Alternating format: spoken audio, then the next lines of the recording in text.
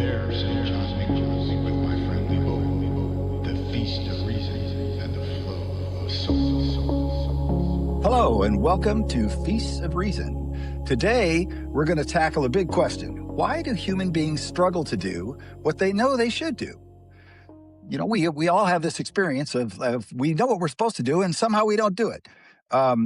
ADHD becomes one lens through which we can examine that question and the topic itself. And along that line, and neurodivergence more broadly, along that line, our guest today is an expert in that field. Becca Gregory has a private practice and a long academic history of studying this, and has some really great ideas and takes on how not only this problem of shoulds versus do's affects the neurodivergent, but humanity in general. Becca Gregory, welcome to Feasts of Reason. Thanks, Matt. Great to be here. So I guess I'd start really sort of broad and high level. Why do people so often fail to do the things that they know they should do?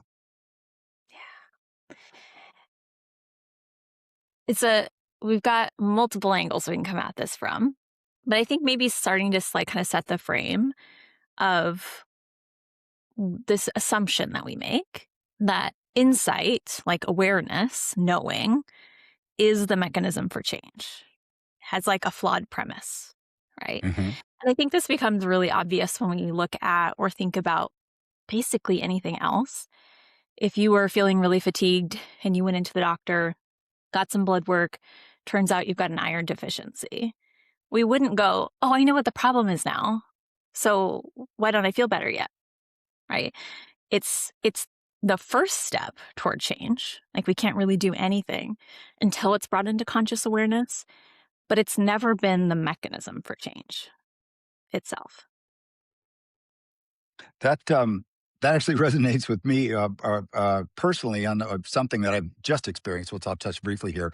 I mean, my whole life I've struggled with eating urges. I could show you a lovely picture of me when I'm 5 months old, gumming the heck out of a turkey leg on the floor. This is just I was a very cute fat baby, but later on the fatness was not as appealing. And I've meditated for pretty much daily for 13 years. Yeah. And it's brought all kinds of benefits to me that have to do with awareness. But one of the things I really wanted was to create better awareness about eating and make better decisions. And I just never got there. And now over the last month or so, I've been taking a hypoglycemic medication called metformin that just turned down these urgencies, the urgency to eat. And so I still have the same kind of thoughts and all that, but all of a sudden it's easy to do that. So idea that the awareness isn't the mechanism. In my case, it appears this pharmaceutical solution is going to be the mechanism that works for me. So that really resonates with me. Yeah. And so in that example, right, you're starting to look at, why can't I do the thing? What's the barrier, right? What is the limitation that's standing in the way of me doing the thing that I want to do, right? And again, I think that it's, as humans, we can so much more easily follow that problem-solving process when we're talking about more concrete or external things. But then when we turn the focus inward, when we're talking about these buzzwords that are dirty words in my therapy room of motivation and willpower and discipline, we think that different laws should apply, and they just don't. Yeah. And, you're pointing to that there's, reason, emotion, action are these key ingredients to change, but there's also missing ingredients from that, including your physiology. Right? Physiology itself, the way that your brain's wired, the way that anyone's brain's wired, is one of those factors too, along with environment, right? That makes it easier or harder for us to do the things that we intend to do or that we want to do. And I think when we can adopt the assumption that we do well when we can, then we can start putting our energy and attention on the right mechanisms of change. I like that. We do well when we can. So it's not a question of not knowing what to do. It's a question of actually not being able to do it because of some obstacle. 100% of the time. Yeah. And those barriers can be different, right? Like it could be wiring, something innate or hardwired, kind of the hardware. It could be software. It could be things Uh-huh. that we learn through experience, like core beliefs, or what we might call like self-limiting beliefs, right? Things Yeah. that we've learned really honestly through experience, through our lives, that are still kind of our automatic or default thought pathways that then influence our behavior. And then there's also all these external things, like we were talking about environment, for instance. Right. I think in my book and what I do, I have this sort of a really kind of high level and simplistic idea about reason filtering and regulating emotion. But part and parcel with that is that we're humans in general are terrible at individual reason, just terrible at it. And then I am really fond of, I don't know if you're familiar with Jonathan Haidt, but I'm really fond of his analogy of an elephant and a rider, that our emotions and instincts are like an elephant and our reasoning is like a rider. And almost all the time, the elephant does whatever the hell it wants to do, and the rider uses the powers of reason to rationalize what the elephant always wanted to do. So it's very, very difficult for us to control Yeah, it. But when the collective reason, when you start to, you know, talk about these things, and that this applies to scientific advancement, but it also applies to therapy, that when you start to get an outside opinion and kind of sort of climb over your biases, you got a better shot at being able to do that filtering and regulation. totally. And That's I more of a think, philosopher's way of looking at it, I guess, than a yeah, well, and I think that psychologist. translates really well, like to Yeah. neurobiology and psychology, right? Of when we can stop assuming that if we just try harder, we'll be able to control that elephant, and Right. instead change the factors that is likely to influence what that elephant naturally wants to do. Yeah. Then we're getting so much more bang for our buck, right? Like we're putting in all this energy and effort, but it can actually go somewhere. It can actually make a difference. In my Yeah. training as a clinical social worker, and social work, we're always talking about person and environment, and it's Hmm. essentially like not blaming flowers for not growing, but looking at what's going on around these flowers. What mechanisms, what prerequisites are required for this thing to thrive? Can we act on those instead of judging or shaming or blaming or trying to force the flowers to grow? What is the process like, though, of trying to figure out, what the mechanism is when you've got history, you've got social networks, you've got physiology, physiology is really different. I have struggled with eating urges. I have a family member who struggles with alcoholism, and it's really different. I have no problem having a glass of wine or just not drinking at all. It's just not an issue. My stop mechanism works beautifully, and it just for this other person, not at all. It just Mhm. doesn't exist, and obviously very devastating. So, how do you go about parsing out these different possible mechanisms and trying to figure out what you should be working on? I think we can get a lot of information by looking at what works and what doesn't. Right? Like what's my personal history of trying to Hmm. do this? Let's just say like going to the gym, right? I meant to go to the gym 4 times this week, right? When have I been successful with consistent exercise? What was happening then? What were the ingredients? How's that different from what's happening now?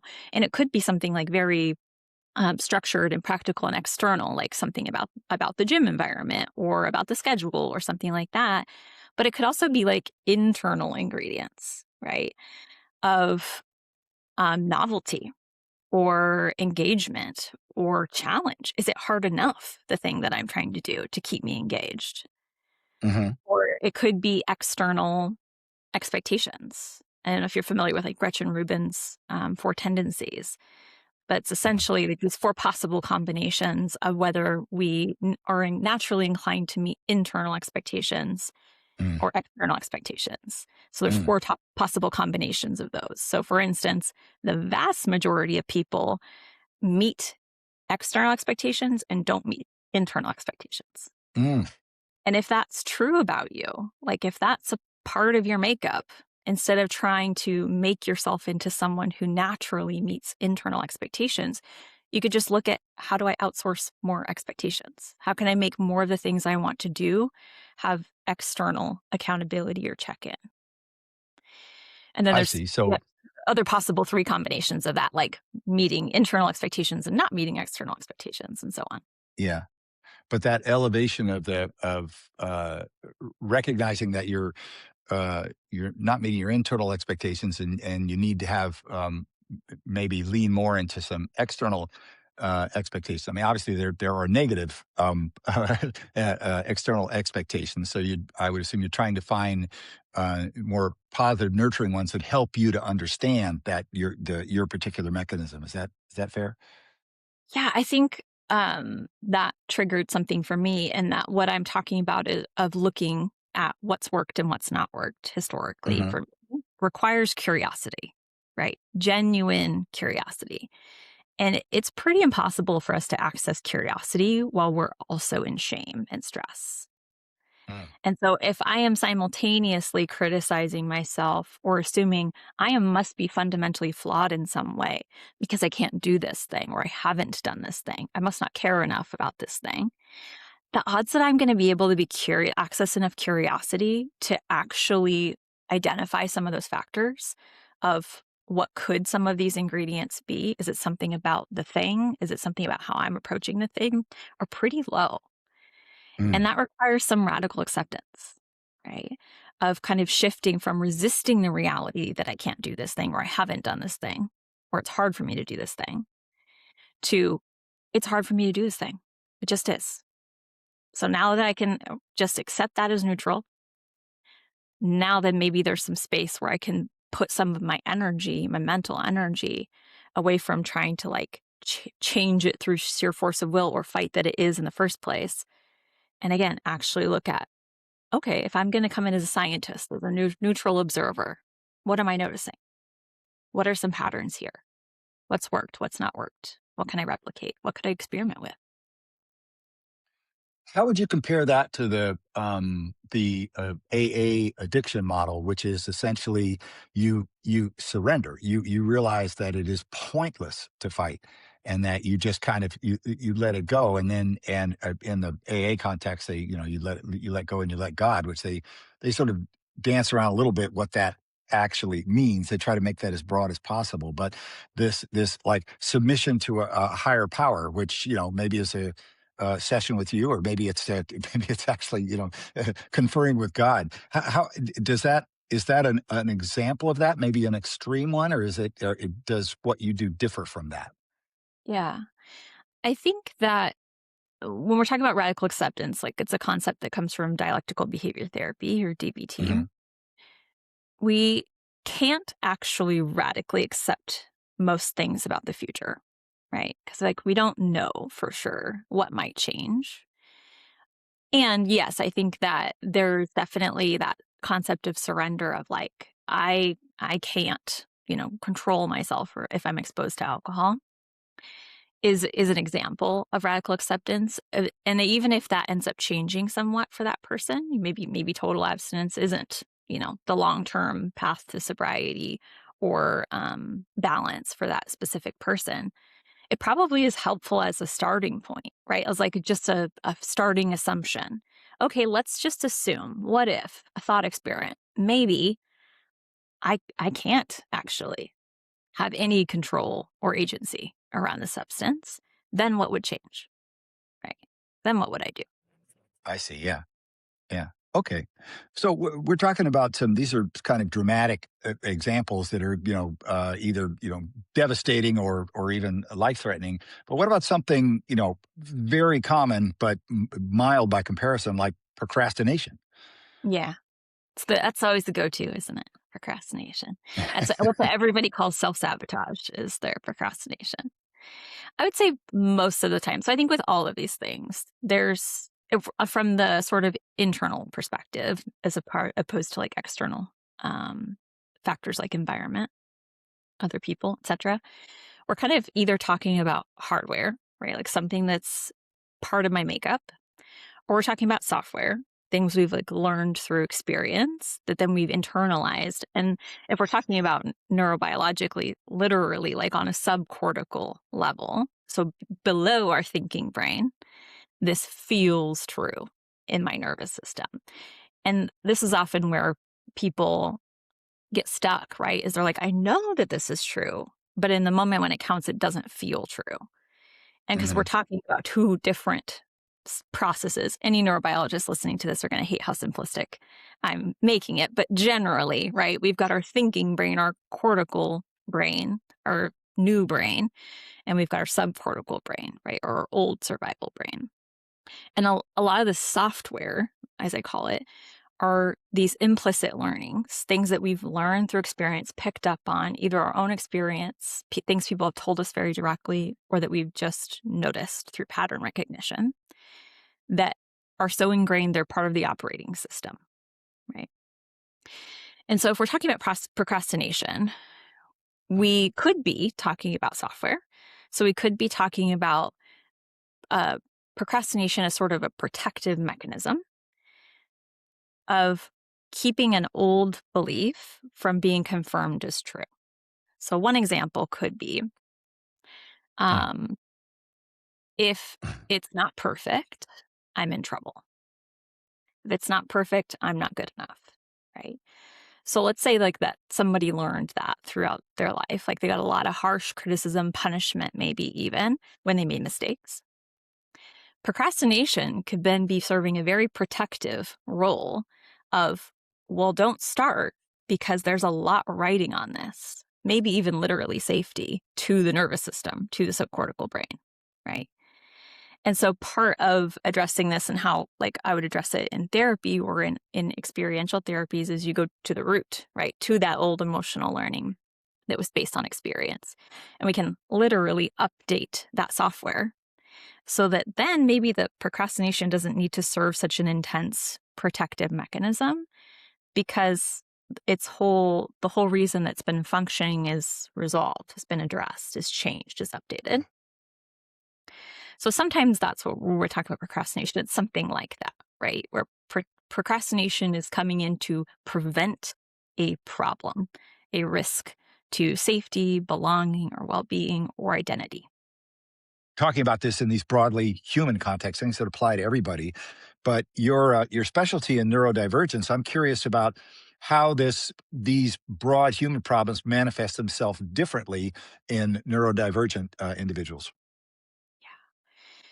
So then we have hardware that comes into account. So we just kind of talked about like a potential software pathway, right? Where what somebody wants and what they know to be true isn't matching up with how they're manifesting their behavior. And so we can also look at that from a hardware perspective. Maybe what we're calling procrastination is really a mismatch between the expectations that I have for how my brain should work and the strategies that should work because they work for other people, right? And again, back to the radical acceptance, is there something fundamentally different, right, about the way that my brain operates that the odds are those other strategies or expectations or approaches are not going to work the majority of the time? And that there can be a lot of grief in that process for sure of accepting that I can't will my way out of this. The core difference is fundamentally not changeable. And it's also freeing because, again, when I can accept that, then now I have all of these other options, these other pathways to potentially explore. There's that, this sort of concept of creative constraint, right? Where limitations breed creativity. We can actually be more creative, more resourceful, more innovative when we have some restriction on how we can accomplish something. But we first have to accept that there is a restriction, right? And this is where I see people get so locked in years, literally decades and decades and decades of what feels like stuckness, is because they're not accepting that there is a restriction. To them and the stories that they've learned from their lives, accepting that there's a restriction is the same thing as accepting I'm doomed, I'm hopeless, I'm helpless, I'll fail, right? And I think that's probably one of the most common misunderstandings of the concept of acceptance is that it is not saying nothing's going to change. It's actually a prerequisite to change. Carl Rogers said this, that the curious paradox is that when I accept myself just as I am, then I can change, right? That true acceptance isn't sitting on my hands, isn't throwing up my hands and saying, oh, well, I guess it'll always suffer. I guess it'll always be like this. It's really the gateway to be able to do anything different. Right. One of the things I'm curious about with neurodivergence has become in my mind as a layman a pretty broad spectrum of different kinds of things, but it's also true that people who wouldn't, if you take the entire group of people who aren't diagnosed as neurodivergence, there's a lot of neurodiversity in there. We talk about somebody who doesn't has a problem with alcohol but not with food, and vice versa, or whatever it is. So how does that what does that gray area look like, and then how do things start to change in terms of how you approach therapy once you get into this umbrella, which I assume has its own gray areas of the neurodivergent diagnosis? I might need you to ask me that a different way. I don't know if I Oh, was fully tracking with you. oh, I guess what I'm asking is that there's you take the entire human race, and there's a tremendous amount of neurodivergence. In other words, we respond to things in different ways, and our brains kind of work in different ways, and we have different, as you put it, different hardware and software and middleware systems. And then there's this group of people that we diagnose as neurodivergent. And what is the difference between that just diversity of how our Yeah. hardware and software works among all of humanity and this one group of people whose neurology works in a identifiable or at least diagnosable way? Yeah. I think that brings up a really good point that when we're talking about neurodivergence, we're not always talking about diverging from something that's neurotypical, because to your point, there's not a lot of people who would necessarily fit into whatever that box is, right? Because there is so much diversity.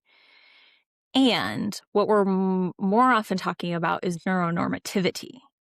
So the neurotypical expectations that are sort of baked into society, relationships, communication, the workplace, etc. And so the diagnoses, that we fall into, mainly like the largest ones being like ADHD, autism, and OCD. They're really obvious or easy ways to see how people don't fit into the neuronormative expectations Hmm. or with the majority. So when you say neuronormative expectations, does that roughly map to sort of social norms and customs? Yeah, and I mean it kind of on all levels too. I mean, we could even say like capitalism is neuronormative, assuming that everyone can and should and wants to be able to participate in commerce, right, in business at the level that is expected, the 40-hour work week, for instance. Part of my philosophy is that social norms are really an incredibly have a powerful factor in how we have as humans learned to cooperate in larger and larger groups. But that I hadn't ever really thought about neurodivergent people as being people that it's just really, I mean, I experience it, right? But with encounters with neurodivergent people I have worked with, and I worked in tech and dealt with a lot of of Yeah, various degrees of on the spectrum yeah, engineers. Um, that they just they don't kind of fit into that model. And if you're really going yeah, to have used norms to be inclusive and get everybody on the bus, you have to figure out either how to help them understand how to work in that kind of an environment, but at the same time get the rest of us, the neural normative norms and customs to be more accommodating. Does that make sense? yeah. I'm really glad we're talking about this. I love talking about this. So, what the things you call social norms, right, are things that come easily and naturally to neurotypical people, the Yeah. majority of non-autistic people especially, which we call allistic people, non-autistic. And so when you're talking about, um, whether how we're trying to close this gap, right? Of do we like train or support people in meeting the neuronormative and neurotypical expectations for communication, or do we accommodate diversity in communication style? I certainly lean toward the latter because it comes at a really significant cost, right? If you could just imagine it, like if you don't have to think about making eye contact or controlling your facial expressions manually, varying your voice tone Mm, manually, which words you're choosing, if you introduced enough like couching statements before you asked a question so it's not interpreted as a challenge to your authority or opinion, right? Like mm, these are just a sprinkling, a handful of things that autistic people in particular, and ADHD and autistic people, so ADHD people, are doing constantly. It mm, takes an extraordinary amount of energy and effort, and there's a cost to that. Like that energy and effort has to come from somewhere. And so it also can have like an internalized cost, right? Of like anxiety and hypervigilance, of like making sure I'm not messing up all the time. And it has like a energetic cost of like there's usually like a profound fatigue that follows periods where like a high amount of masking what's mm. normal and effortless for me as an autistic person compared to, right, that happens afterwards compared to a neurotypical person. And then we know too, like that our minds and our bodies are interconnected. Those can also manifest in physical Mhm. symptoms like headaches, more pain, again, fatigue, digestive issues. But the accumulation of chronic stress from how consistently that's required when you're talking about relating to other people on the terms they're comfortable on. It can also develop into other conditions, right? We know that chronic health conditions, autoimmune conditions are significantly correlated with chronic stress. Mm. So I think to use an example as a test for understanding.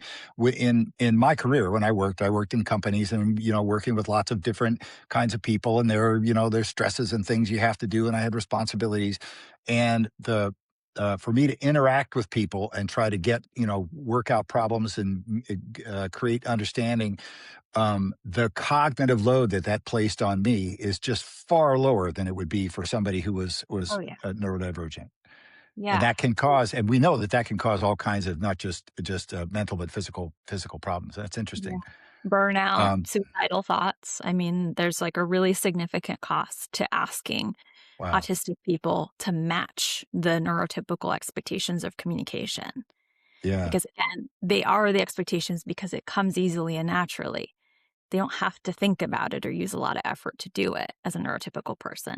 It's causing you a lot of conscious effort and energy to do so.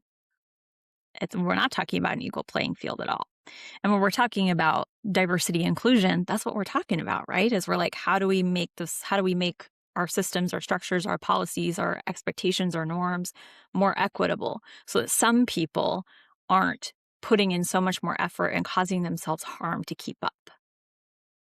At a really basic human, one-on-one level, I think it's something I observe and have observed in myself, that these divergences from these kind of social norms, somebody who can't quite pick up the cue that this is we're at the end of the conversation now, or these things can be incredibly off-putting and sometimes even anger-inducing in neuronormal, is that the way to put it, neuronormative individuals, Neurotypical. Yeah. neurotypical. So that is both, a real problem, but it seems like also an opportunity, because it seems like the ability to change that is, there's so much that's happened in social progress that has to do with learning to accept and include someone that's kind of different from yourself. What a normal, respectable, you fit in kind of person was in the United States 70 years ago was a much narrower band than it is today. So there has been some real progress there, and I could imagine and hope that that progress would happen in this arena as well. Yeah. There's a real double bind, maybe even like a triple bind for people who are trying to mask in order to meet those neurotypical standards of communication. Because like you're mentioning, there's can be something that's like off-putting or odd or out of place, but that can happen when people are masking too, right? So if somebody's sort of trying to perform neuronormativity or neurotypical communication, it can be just slightly off that still puts people off, right? Yeah. So even for the people who are trying to meet that expectation to match up, it can still come across as odd. There's sort of an uncanny valley kind of experience that a lot of people have toward autistic people, even when they're trying to meet those expectations. It certainly happens between neurotypical people as well. It's a terrific book that I read called Crucial Conversations. He's actually got a whole sort of program about it. It's really sort of centered around business, but it applies really to all human interaction, and it talks about all the ways that conversation can fail. There's nothing in there about neurodivergence, which maybe is Yeah. a criticism of it, Right. but it certainly shows all these ways that are like, oh yeah, I've been there, where neurotypical people, their conversation just falls apart because they're talking about different things, or they're not really, they're letting emotion run away with them. There are all these ways that a conversation can fail. So it's not just that also is a broader human problem. I guess there's a specific set of or a more refined set of issues that pop up a lot for the neurodivergent. Would that be fair? I think so. And also, again, we always have to factor in the cost, right? So if you have an awkward encounter with someone where you like just didn't quite vibe or like match up, or maybe somebody misinterpreted the other person, there's not always the same amount, again, of expenditure that went Hmm. in to trying to make it and still failing. And it's Hmm. looping back, right, to our conversation about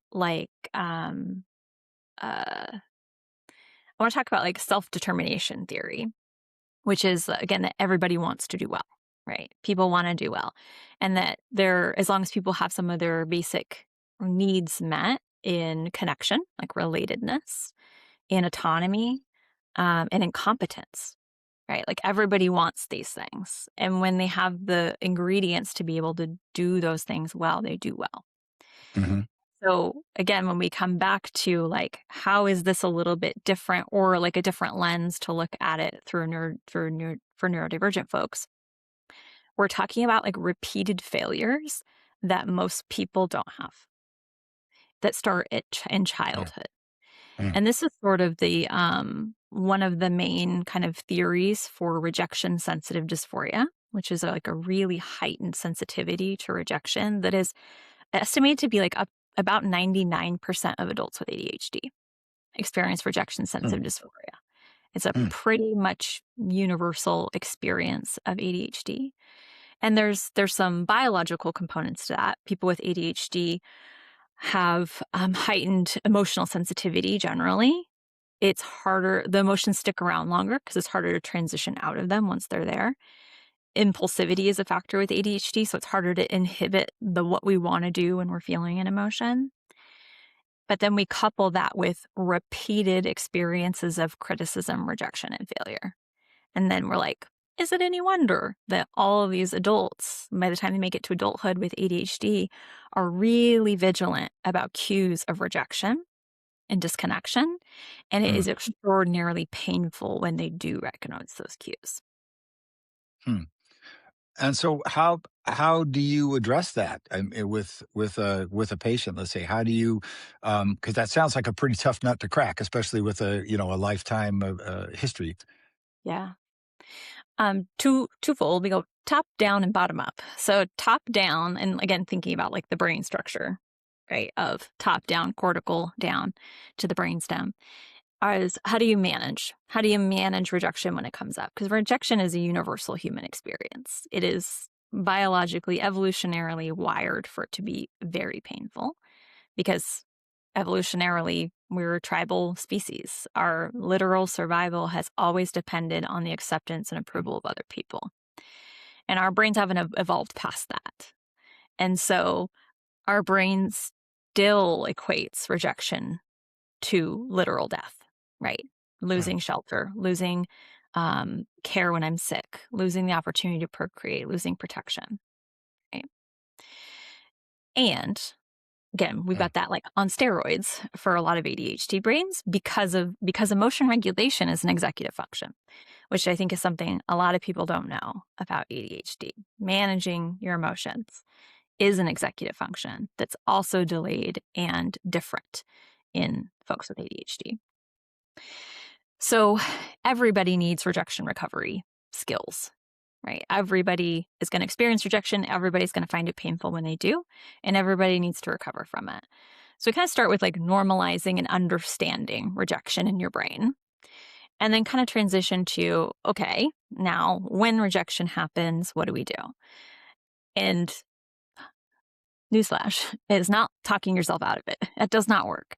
So because rejection is such a primitive pathway in our brain, your frontal lobe, your thinking brain, your reason is pretty much offline temporarily, but it's pretty much offline. It is like very impaired to the point where like critical thinking, working memory, analytical reasoning skills drop by like 30%.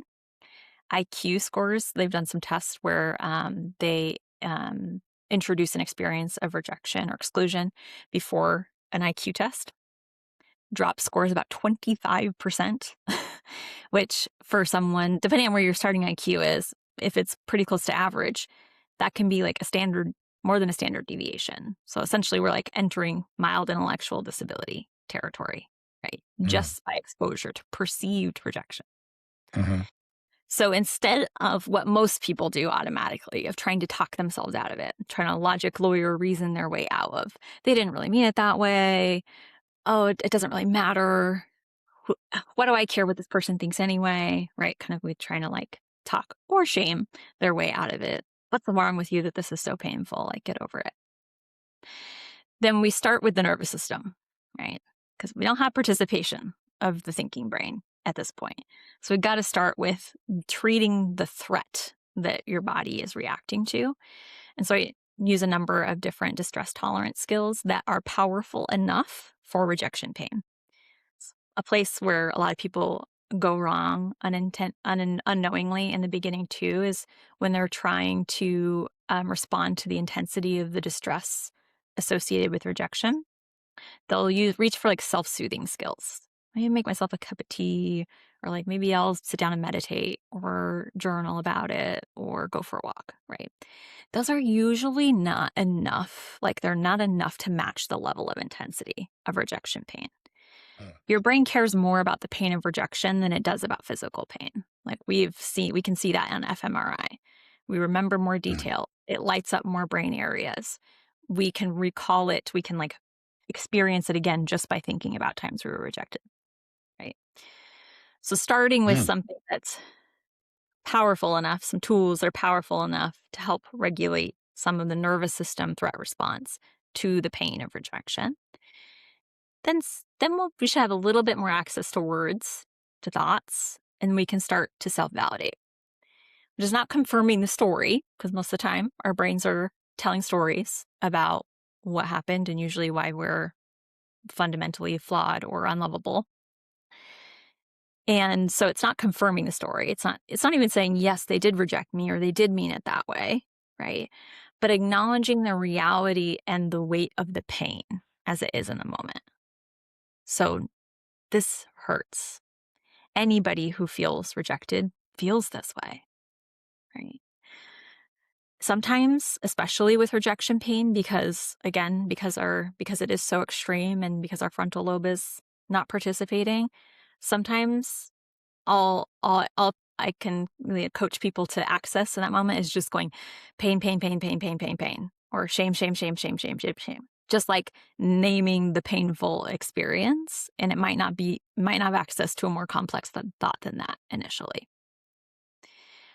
And this is instead of doubling down, because that's what most people do, right? Is they start to punish or criticize or shame themselves for being in this rejection experience. And then lastly, reconnecting. So reconnecting, and not usually with the person or the situation that triggered the rejection. That's repair. Like, those are communication relationship skills. We're talking about rejection fundamentally destabilizes your need to belong to the tribe, right? And so finding some way to feel belonging, whether it's to yourself, to nature, to your pets, to music, to a trusted friend that's maybe separate from whatever situation triggered this. It's kind of like the first step of what do we do when? Like, what do we do when rejection comes up? Because it always will. And then we can talk about what we would do to help update some of those old stories and experiences from a lifetime of experiences. Okay. I think one thing I'd say is, first of all, I totally agree that our brains are little story factories. We're always creating little stories.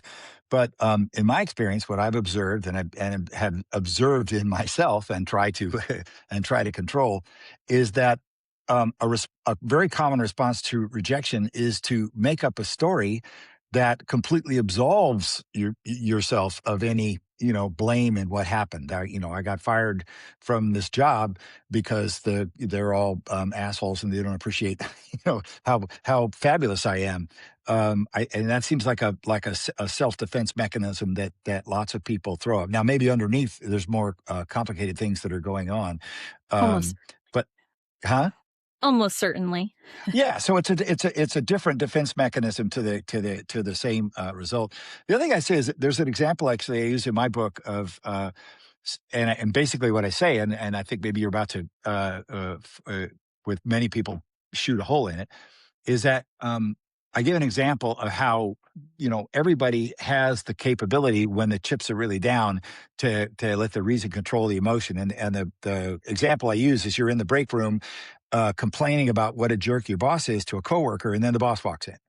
And you immediately, on a dime, most people stop, smile, hey, how you doing? It can just immediately, they can be totally swept away by the anger and resentment or whatever they're feeling about it, but they can easily turn it off. Some part of the brain says, well, I really don't want to get fired, so I better kiss up. And is that something that would be a challenge or even not possible for a lot of neurodivergent individuals? They would just they would just let the boss have it. Yeah.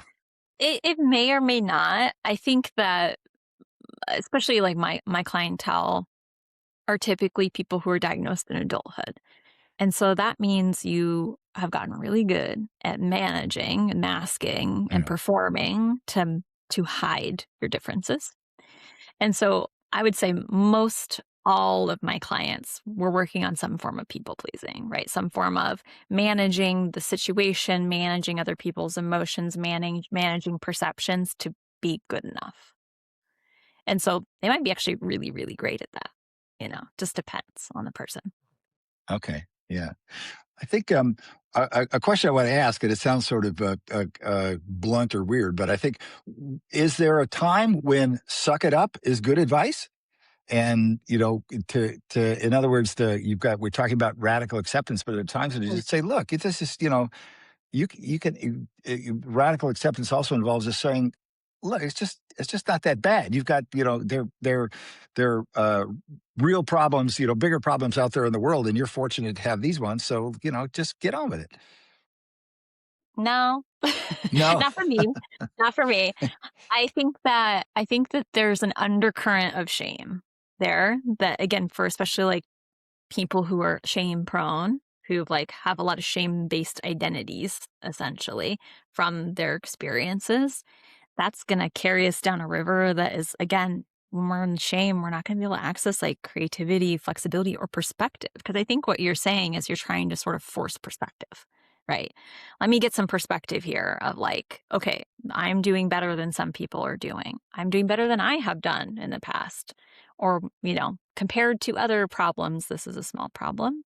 But what I find is like perspective naturally emerges when we validate. So if I can actually turn toward that part of me who's, upset, we had an example of like a problem at work. Is that the example you were using? Yeah. So they can turn toward this and be like, this is hard. This does suck. You don't want to do this today, right? Sometimes it's just hard. Some days are harder than others, right? To like really acknowledge, again, not necessarily agreeing with any story, but just really like truthfully acknowledging the emotional weight of something or the difficulty, the challenges, the barriers, the struggles. What naturally happens from that is perspective comes back in, right? But we can skip the part where we're trying to like force or shame our way to that outcome by leaning toward as opposed to pushing it away. Okay, but there's still you have encountered this situation where I mean, I find myself sometimes wanting to say to people, there's actually most of what goes on in the universe has absolutely nothing to do with you. And I think sometimes people tend to, a rejection might be something that might be interpreted as a rejection. The person wasn't even thinking about them, or was it, Of or some course. look, or they, the way the cashier, cocked their head, or whatever it was, right? And some people can really go down a rabbit hole with something like that. And so, but it sounds like what you're saying is rather than saying, "Hey, come on," the nasty Bruce and short. Hunter gatherers. You're living in paradise. Suck it up. Is not helpful, but to just explore what that really was can actually produce that perspective. So Yes. almost get more Inevitably. flies with sugar than vinegar, in a It sense. inevitably does, because I think, like, that Mm, is the okay. regulated response, right? Is to have perspective and to be able to go, "Okay, this hurt and," right? A dialectic, not one or the other, not they're canceling each other out. That was really painful, and they probably didn't mean it that way. That can only help when we've done the recovery process, when we've stopped, paused, not acted on impulse as much as possible, used some nervous system regulating tools that are powerful enough for the pain, validated my internal experience, reestablished some connection and belonging somewhere, almost like 99.98% of the time, that that's enough. We don't need to address the story because the story it naturally updates when we've actually recovered from a threat. Mhm. Because your frontal lobe comes back online, right? That has access to perspective taking. And if there is something lingering of like they meant to hurt me that way, even after all those recovery, that would be the time that we would be curious or start to explore any of the stories that are left over. But again, most people jump to trying to do that first as if that's going to make them feel better. And there are social psychology researchers who've done an extraordinary number of studies on what does not help you recover from rejection. There's a computer simulation game called Cyberball, where essentially the participant in the study is like passing a ball back and forth digitally on a screen with a couple other participants.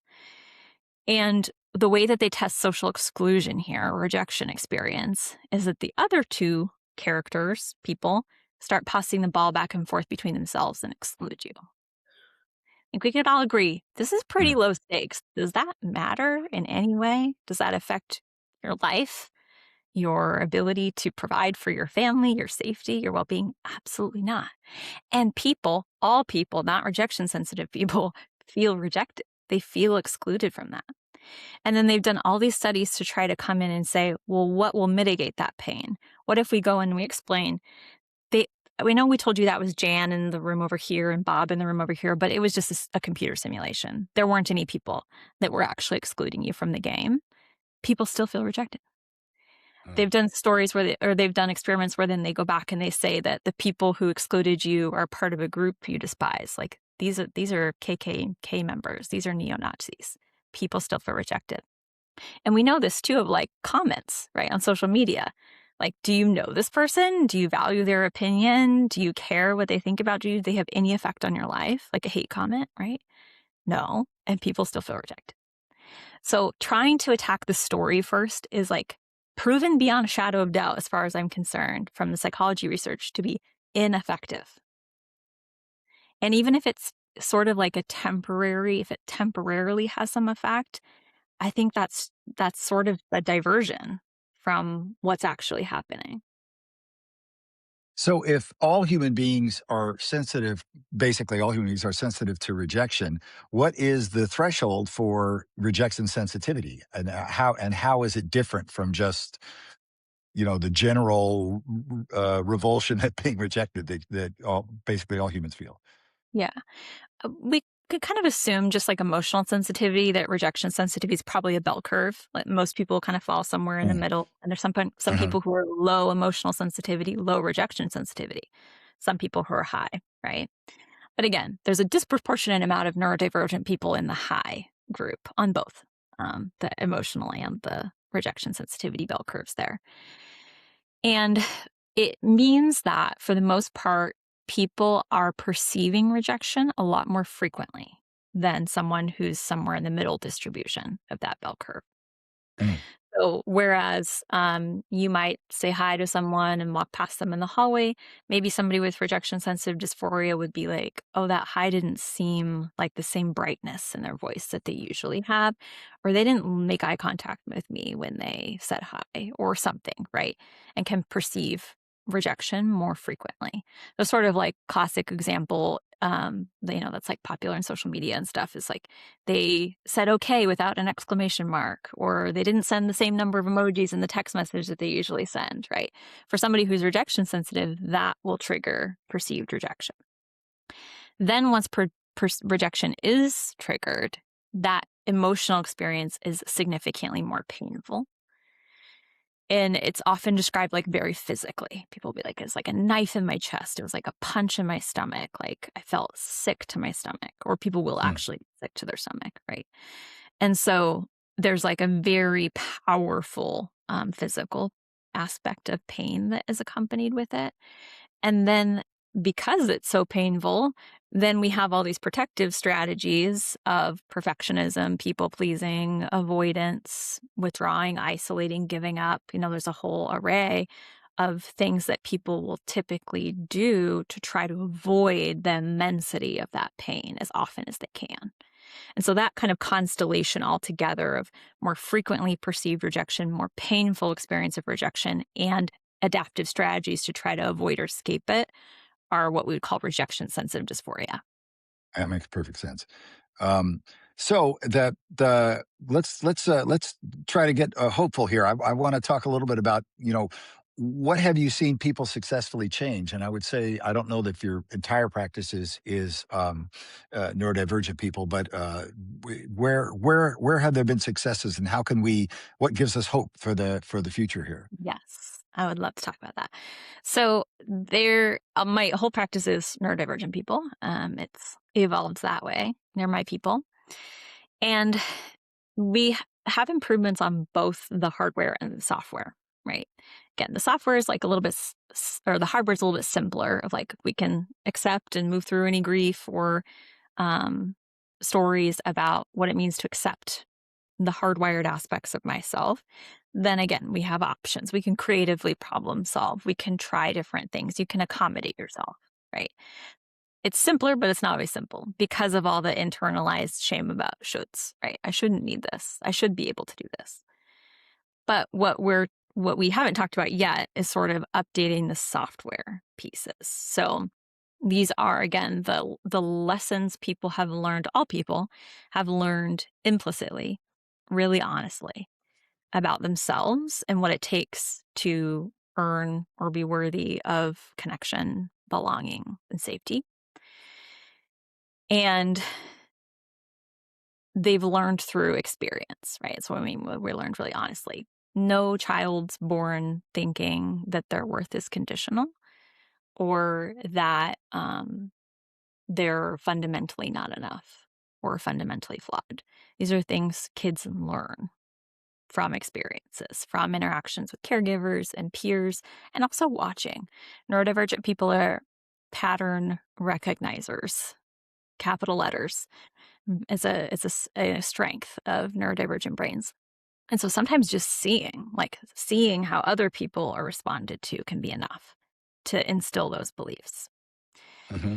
So the beautiful, most hopeful news is that those are those are part of how your brain's operating at the moment. Those are stored subcortically, and they impact what feels true in the moment when they get triggered, and they hijack your nervous system. And they were learned, and they can be changed. So we've got some neuroplasticity here, right? That the things that some people think are like character traits or personality really aren't hardware. They're software. They're things that were learned and can be changed. And so the only scientific way to do that, like to really change it, is through experiential therapies. These are therapies like internal family systems therapy, accelerated resolution therapy, EMDR, coherence therapy, some other therapies. But essentially, it goes below the level of the thinking brain. So we're not like having insight into why this pattern started. Again, insight, first ingredient to start the change process, but is not a mechanism of change itself. But we bring it into conscious awareness. And then a therapist guides you through process, depending on whichever sort of intervention we're talking about, of essentially like opening the emotional learning container, so to speak. So opening the container where these painful lessons are stored. It involves feeling them, like activating it in your body and your emotions, because that's the only way we can change it. So we have to we have to feel before we can change. It's not sadistic. It's not like just because we like to see people cry, but this is literally like the neurobiological process of change, of memory reconsolidation. It's first accessing the painful emotional material, and then through different mechanisms. So I'll talk about accelerated resolution therapy because that's my favorite intervention. ART is the acronym. I take people through different sets of bilateral eye movements, where first we're opening that emotional learning container and they're recalling a painful memory that was core in learning one of these lessons, right, about themselves and their worthiness. And then very quickly, how they start to feel and the perspectives they're able to access about that old story start to change subtly.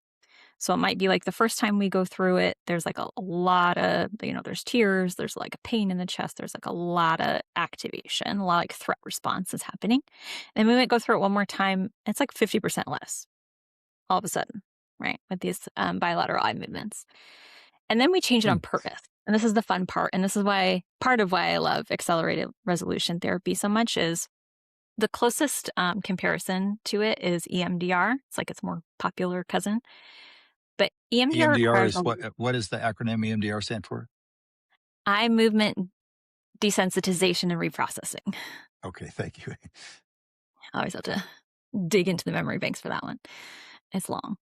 But EMDR takes about like 8 to 10, 12 sessions typically to process one target. So like one memory or experience or core learning. And ART is like one session to maybe 3 sessions, somewhere in there. All of the sessions I have done of ART, it's been one session, like fully resolved in one session. Those are just my findings from my private practice. And whereas EMDR spends a lot more time on the painful emotional material, like it can be pretty emotionally exhausting because it's a lot of like exposure, right? It's like a lot of exposure to the painful traumatic experience or emotional experience. Yeah, With the ART, cost to that, I would imagine. yes, indeed. And so with ART, we touch that, right? We have to open the emotional learning container. That's the second ingredient for change here. But we do it way more briefly and like with a lot of pacing and breaks built in. So it's not as brutal as people think it will be. Usually, honestly, it's like 1 to 3 minutes total of the whole session where we're actually going through some of those painful experiences. And then we get to transition to replacing those images. So it starts to change by itself, and then we get to change it on purpose. And so again, all these sort of experiential therapies or bottom-up therapies use the same mechanism, but just with different strategies to get there. The mechanism being memory reconsolidation. And so the way we do that with ART is we create like a mismatch experience by creating a positive and uplifting, like an emotionally positive replacement scene. So, like, let's say we have a memory of like a teacher calling you out for making a mistake in a classroom at 7 years old. Super common. And then there's stories that people have learned about themselves and about mistakes and performance because of that experience. So we'll access that and then we get to change it. What else happened in that classroom, right? And sky's the limit. Fantasy is allowed. So you could imagine like a fairy godmother coming in and beaming you out to a purple planet with unicorns. Or it could be something like another adult comes in and says, "Hey, don't talk to her like that. That's not appropriate," and then takes care of you, right? So as fantastical or as pragmatic as your brain wants it to be. But we create sort of a mismatch experience. And when we can like open and activate that emotional material and then provide your brain with an alternative that has a different outcome, that feels different, that original belief changes. And I swear, every time, almost every time without fail, at some point during an art session, someone will stop me and be like, "Is this witchcraft? Like, what are you doing? How does this change so fast? How is this so easy? Like, is this magic?" Because it really feels like magic. And it's really fun to do because of that, because it is really quick and it's not so brutal or painful as people expect. And it like literally changes the story. And so then what that looks like at the end, like as people go back into their lives, is they'll just notice, or they might not even notice, because it starts to feel so natural. Instead of trying to like manage themselves and like force themselves to like start something, even though they might make a mistake, right? Then they might just notice, "Oh, I just started. I didn't even notice. I didn't even think about it until they're telling Yeah. me about it." I'm like, "Did you say you just started something that you could have made a mistake on? Like you didn't, there was no meltdown, there was no procrastination?" And they're like, "Oh, yeah. Oh, that's just different. Like it's just different now. It's just the new story." Wow. As you were saying that, I was thinking about how I do something I do something similar in a way inside the walls of my own diseased mind.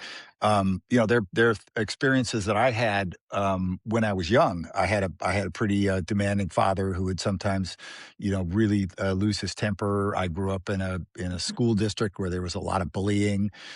So there were a number of experiences like that. And what I tend to do is I'll remember that experience and then it'll immediately uh, switch to a fantasy where typically I, absolutely hog tie or pin the person with cutting intellectual arguments, but sometimes with by hitting them over the head with something.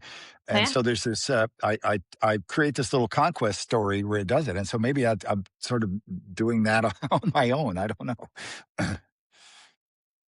The other thing I was thinking about is this sort of an overlay of how not just I, but lots of people think about consciousness, how the brain works, which is they're kind of there are three levels. We know that about 80% of what our brain does is totally unconscious, and some of that is things that are completely inaccessible, like your heart rate and your body temperature, and various kind of nerve functions. Your brain is just making your body do all kinds of things that you have no conscious control over. And then there's obviously the direct conscious experience where I'm right now thinking about this thing, and then there's this kind of middle ground where there are things which are accessible, but many people aren't able to access them or just don't access them. And this is sort of a big part in my mind, of mindfulness, is that you're expanding that inner group. It's why I think breath meditation is a uniquely powerful form,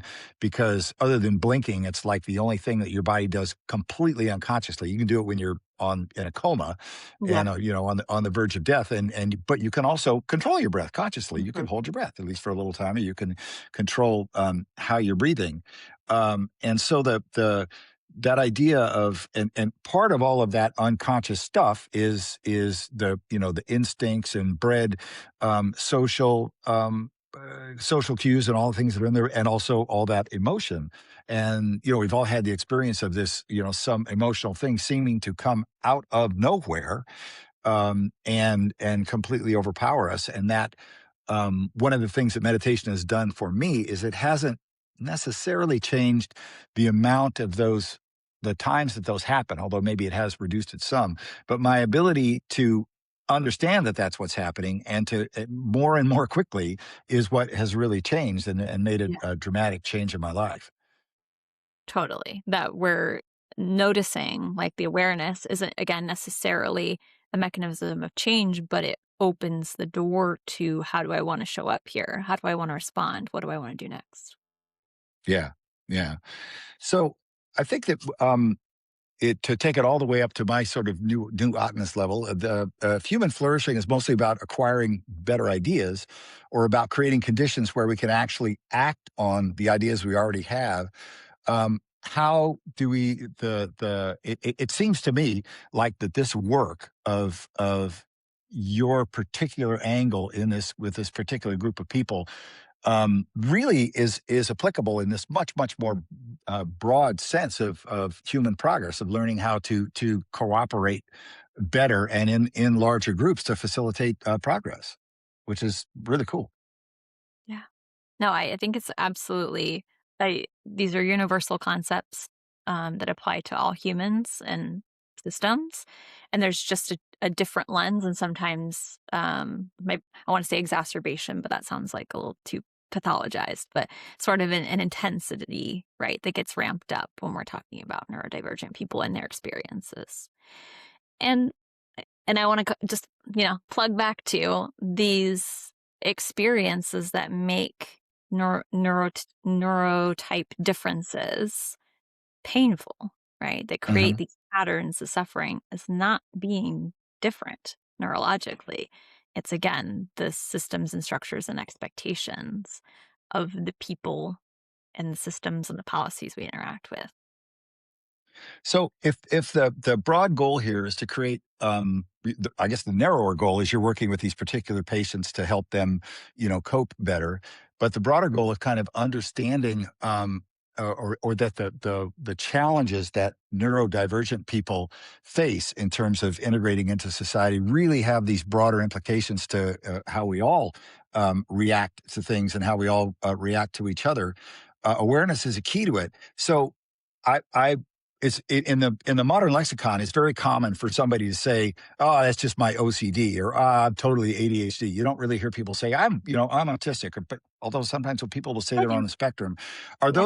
is that helpful for awareness, or do you see it as trivializing it? Mm. I th- I think that it's a helpful for awareness is if it's accurate, right? Or at least like, and I by that I don't mean that somebody needs like an external diagnosis, like especially in the neurodivergent community, self-identification is pretty valid. Like assume that, yeah, you know yourself throughout your lifespan, because we're talking about Mhm. neural developmental conditions, right?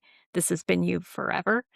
So I don't necessarily mean accurate in like, oh, an external professional has validated your understanding of yourself, but that we're talking about the same thing. So, I think a lot of times people say, like, oh, I'm so OCD when they're talking about a preference for orderliness Mm, or cleanliness, mm. when really that's not the lived experience of people with OCD. It's goes much deeper than that.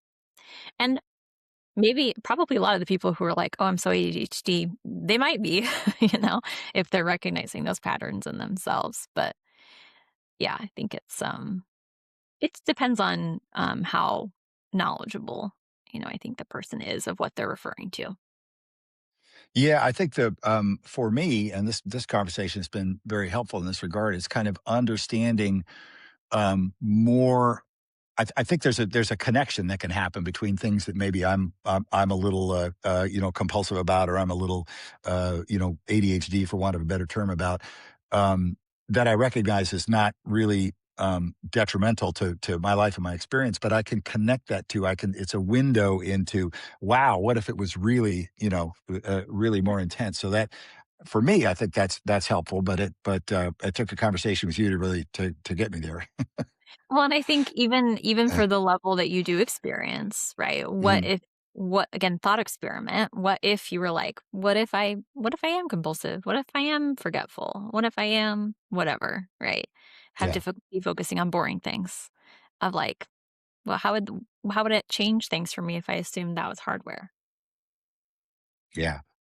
Well, wow, this has been a really great conversation for me, and I think I love how we were able to get into some of the more of the details of what you do, but also connect that into much broader human experience. I want to give you a minute to tell everybody where they can, if they want to find out more about you and your practice and your work, where should they go? Yeah, you can find information about me, my work, and different resources on my website. It's flowforwardcounseling.com. And soon to join the website, there will be a rejection recovery protocol, like a little 4-step guide for how to recover from rejection in the moment. That if you check it out, might be there. You can grab that for free. I'm licensed in Washington and Texas. So for people who are physically located in Washington or Texas or will be, because with accelerated resolution therapy, again, we can do a single session and accomplish a lot. Love for you to check me out, reach out. Love to And support you you do a or lot both. of you do a lot of work. Most of your work is over video conferencing. So you either have to Yeah. be in Washington or Texas or have a VPN. Don't give people ideas. Don't Yeah, listen to me, people. That's it's the way healthcare licensing works. It's about where the client is physically located, and it doesn't matter where the therapist is. But okay. whenever, I will put the link to the website in the description. And Becca Gregory, thank you again so much. This was really a great chat, and I appreciate you taking the time. my pleasure. Thank you.